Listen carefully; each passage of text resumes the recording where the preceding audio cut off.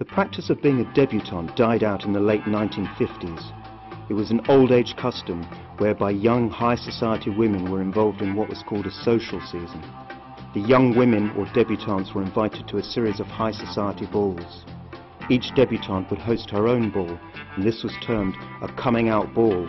In simple terms, it has been said that its purpose was to enable the young women to gain experience of the wider social world that they would find themselves in, with all of its high society etiquette. It was also a vehicle used to find an appropriate husband. I'm seated in this 17th century manor house at the kind invitation of its owner here in Cambridgeshire.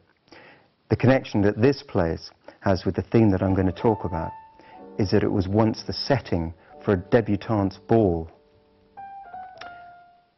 My name is Charlie Grattan-Bellew, and my mother has recently been contacted by journalists because she had, in 1958, been something which is termed a debutante.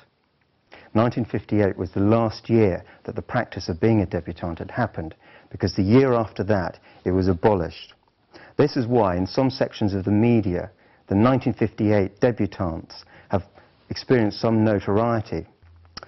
This really got me thinking, and the penny dropped that I was actually a product of this system, because my parents did indeed meet at a debutante's ball, and they were soon married afterwards.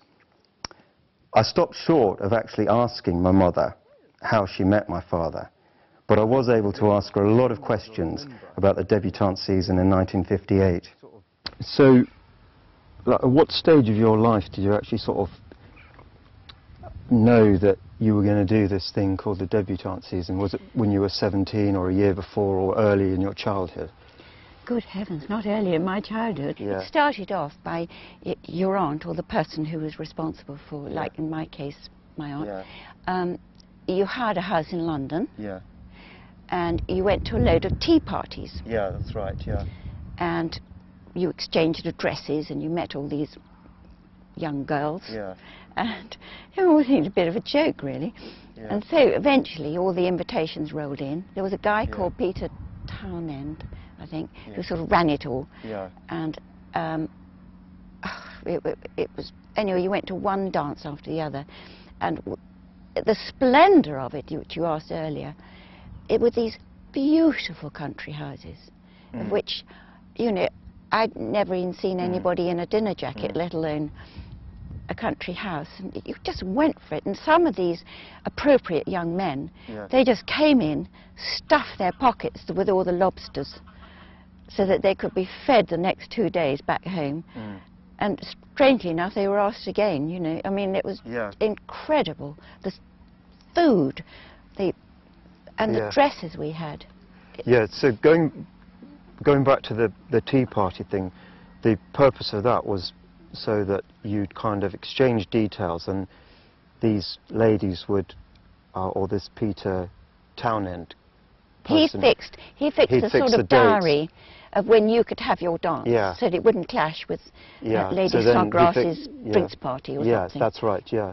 And then, can you remember at all, like, the first party you went to, or the number of parties you might have gone to that year, sort of roughly? Do you know, I can't remember the number I went to, because the season started, I think, in May. Yeah. And you went to things like Headley, and, you know, all the season was the events that happened. And that was the sort of thing that had happened in generations before, where people had come to London in their carriages, and they'd left from the depths of Ireland, and they'd come to the London season, and they didn't, you know, they went to sort of parties. It was a thing that followed.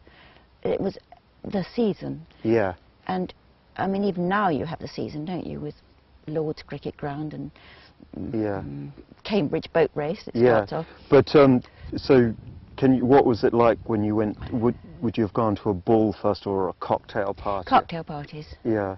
Really, drinks parties. Yeah. And those were every single night. And then maybe people used to have dinner parties to put together a gang of boys and girls to go on to they'd know each other, and they'd go on to the party, the dance afterwards.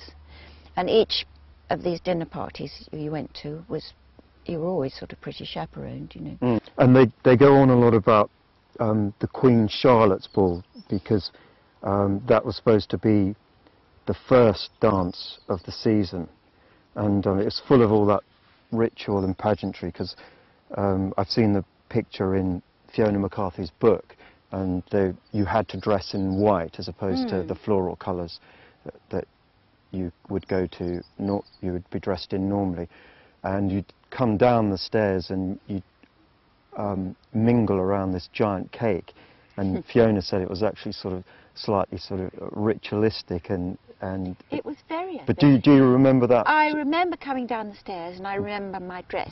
It looked sort of rather like a Jane Austen dress with big puff sleeves, and I really loved that dress. But other than that, I certainly didn't curtsy to the cake.